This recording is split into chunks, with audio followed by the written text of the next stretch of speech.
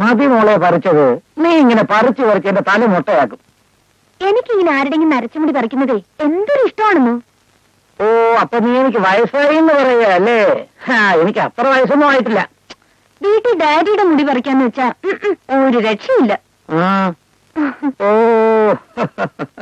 നരച്ച മുടി പറിക്കാൻ നിന്റെ ഡാഡിക്ക് മുടി ഉണ്ടായിട്ട് വേണ്ടേ? ആ, അത് തന്നെ. ഡാഡിയുടെ തലയാണെങ്കിൽ പെർഫെക്റ്റ്ലി ഗുഡ് നൈറ്റ്. അത് ശരിയാ.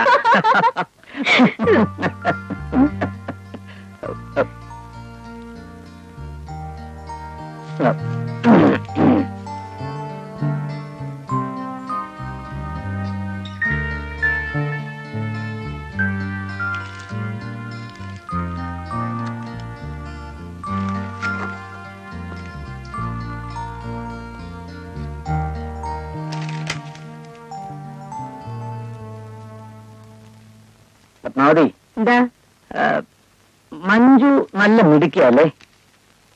എന്താ ഇങ്ങനെ തോന്നാൻ? അല്ല, അവളെ നമ്മുടെ രവിയെ കൊണ്ട് വിവാഹം കഴിപ്പിച്ചാലോ? അവനിങ്ങനെ പറഞ്ഞു? ഇല്ലില്ല, അവളെ കണ്ടപ്പോ എനിക്കങ്ങനെ തോന്നി. എനിക്കങ്ങനെ തോന്നിയിട്ടില്ല. അവൻ വിവാഹം കഴിച്ചുകൊണ്ട് വരുന്ന പെണ്ണിനെ ഫാഷൻ പരേഡിന് അയക്കാൻ വല്ല ഉദ്ദേശമുണ്ടോ? ഇല്ലല്ലോ. അടക്കോ ഒതുക്കോ ഒരു പെണ്ണിനെയാണ് ഇവിടെ ആവശ്യം. ഇങ്ങനെയുള്ള പെൺകുട്ടികൾ അവരുടെ സ്വന്തം കാര്യങ്ങൾ മാത്രമേ നോക്കുകയുള്ളൂ. യൂസ്ലെസ്.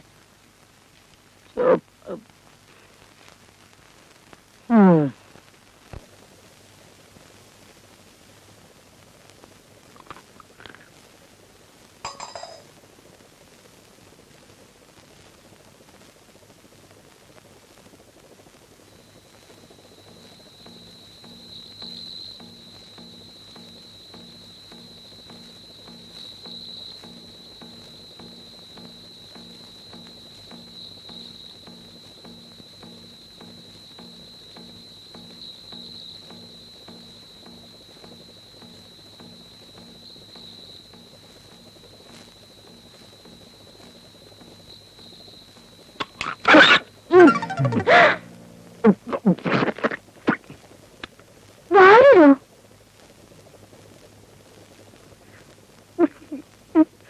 വാരെന്താ കഴിക്കുന്നേ? ചിക്കനോ? താൻ ആള് കൊള്ളാമല്ലോ.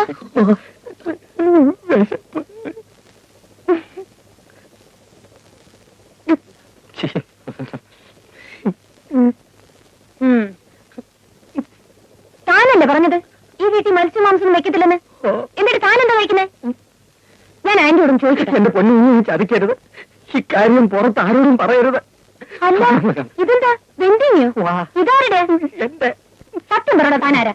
പറയാ, ഞാൻ വാര്യരല്ല, സത്യക്രിസ്ത്യാനിയാ. പേര് വക്കച്ചൻ, വീട് നരണം. ക്രിസ്ത്യാനിക്ക് എങ്ങനെ നായർ വീട്ടിൽ ജോലി കിട്ടും? ഒരു ജോലി കിട്ടാൻ വേണ്ടി ഞാൻ പകല് വെന്തിങ്ങ ഊരി വെച്ച് പൂണൂലിടും. രാത്രി എല്ലാരും ഉറങ്ങി കഴിയുമ്പോ പൂണൂൽ ഊരി വെച്ച് വെന്തിങ്ങ ഇടും. പിള്ളകുട്ടി പരാധീനക്കാരനാണ്. കുഞ്ഞെന്റെ വാര്യരുദ്യോഗം വാരിക്കളയരുത്. ശരി, വക്കച്ചിന് വാര്യരായി തന്നെ വാഴ്ത്താം. പക്ഷെ ഒരു കണ്ടീഷനുണ്ട്. കുഞ്ഞ് പറയണ എന്ത് വേണമെങ്കിലും ഞാൻ ചെയ്യാം.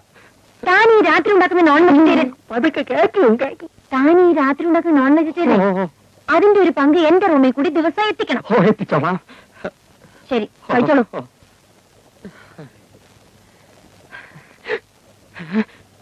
കുഞ്ഞേ, എന്താടോ? എന്റെ ചിക്കനും എന്തെങ്കിലും കൊച്ചമ്മ അറിയരുതേ. ഇല്ല.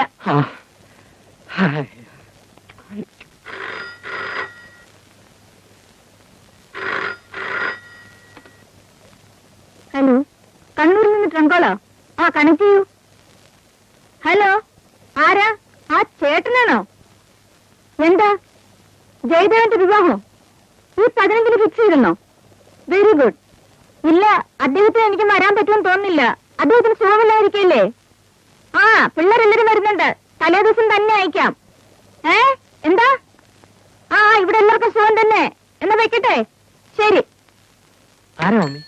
കണ്ണൂരിന്ന് ചേട്ടനാ. ഈ 15-ാം തീയതി ജയദേവന്റെ വിവാഹമാണെന്ന്. അവൻ കുറെ നാളായാലും പെണ്ണ് കാണാൻ തുടങ്ങിയിട്ട്. ആരൊക്കെയാ മമ്മി പോകുന്നത്? ഡാഡി ഞാനും വരുന്നില്ല. നിങ്ങൾ എല്ലാവരും പോയാ മതി. അപ്പോ മമ്മി വരുന്നില്ലേ? ഇല്ല, ഡാഡിക്ക് സുഖമില്ലായിരിക്കുമ്പോ ഞാനെങ്കിലും ഇവിടെ വേണ്ടേ? ആ, പിന്നെ ടിക്കറ്റ് നേരത്തെ തന്നെ ബുക്ക് ചെയ്തേക്കണം. വെക്കേഷൻ ടൈമാ, റഷ് കാണും. ശരി. നിങ്ങളെല്ലാം എവിടേക്കാ? ഫാക്ടറിയിലേക്ക്. നിങ്ങൾ ഫ്ലാറ്റിലേക്കാണോ? അല്ല, അന്നകത്തേക്ക് പോയിക്കോളൂ. ഞങ്ങൾ പറ്റോ ഞങ്ങള് ആ സുരേഷ്, ദാ. വൈകുന്നേരം വരുമ്പോ കഴിഞ്ഞ മാസത്തെ ഓഫീസ് അക്കൗണ്ട്സ് എല്ലാം ഒന്ന് കൊണ്ടുവരണം.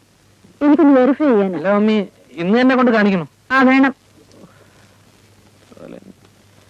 ഇന്നത്തോടെ ഊണ് വെളിയിൽ തന്നെ.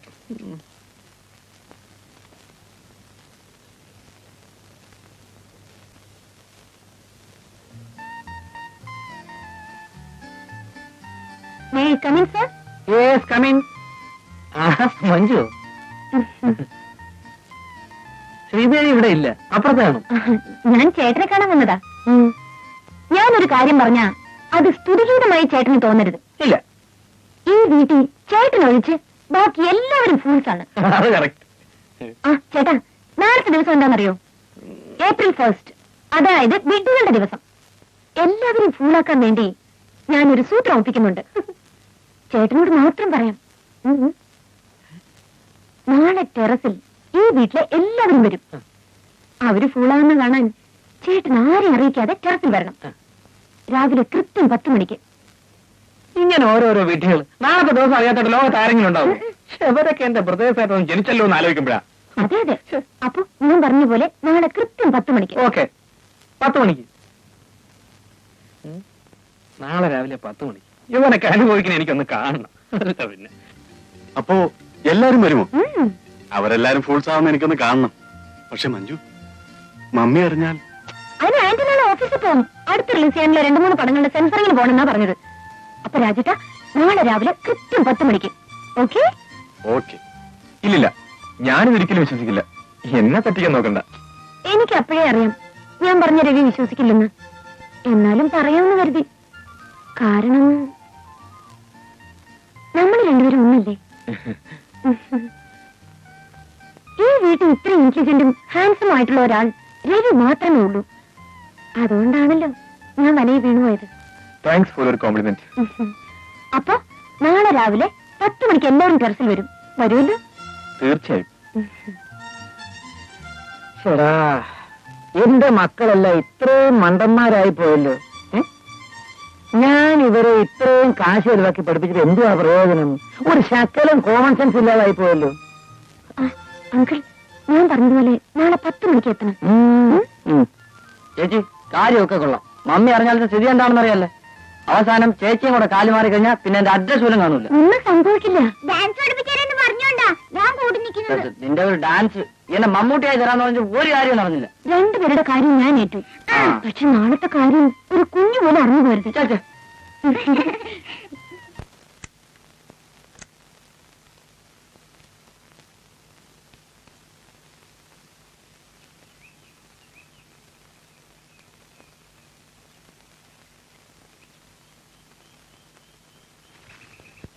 ആരെയും കാണുന്നില്ലല്ലോ. കരുതോളൊന്നും എത്തിയിട്ടില്ലെന്നാ തോന്നുന്നത്. ആ, വരട്ടെ.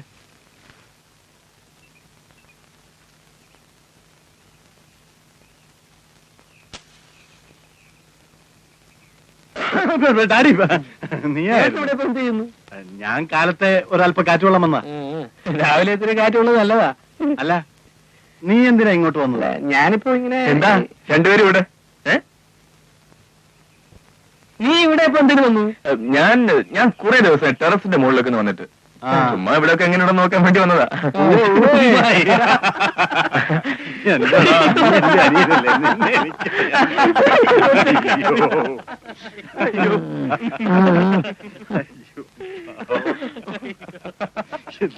എന്താണ് പതിവില്ലാതെ നമ്മുടെ വീട്ടിലൊരു ചിരിയും കളിയും ഒക്കെ?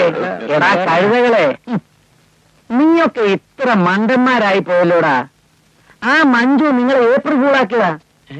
അയ്യോ ഡാഡി, മഞ്ജു എന്നോട് പറഞ്ഞതാ നിങ്ങളെയൊക്കെ ഏപ്രിൽ ഫുള്ളാക്കാൻ ടെറസ് വരുത്തുന്നു. എന്നോടും പറഞ്ഞതാ. അയ്യോ ഡാഡി, എന്റെ അടുത്തും പറഞ്ഞു. ഓഹോ, അവള് നമ്മളെല്ലാം ഫൂളാക്കിയതാണെന്നാ തോന്നുന്നത്. ഏതായാലും നമ്മൾ ഫൂളായ ഒരു അവൾ അറിയുന്നതിന് മുമ്പ് നമുക്ക് വേഗം സ്ഥലം വിടാം. Your attention please. Dear friends, ഞാൻ പറഞ്ഞതനുസരിച്ച് ഈ ടെറസിൽ വന്ന് ഏപ്രിൽ ഫുള്ളായി നിങ്ങളെ ഞാൻ നിരാശപ്പെടുത്തുന്നില്ല. വരണം. എല്ലാവർക്കും ഈ സ്റ്റേജിന് മുമ്പിലുള്ള കസേരയിൽ വന്നിരിക്കാം.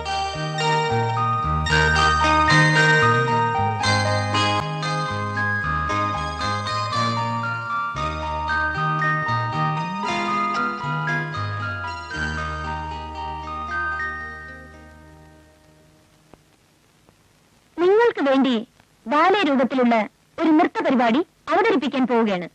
ബാലയുടെ പേര് അടിമത്വത്തിൽ നിന്നുള്ള മോചനം.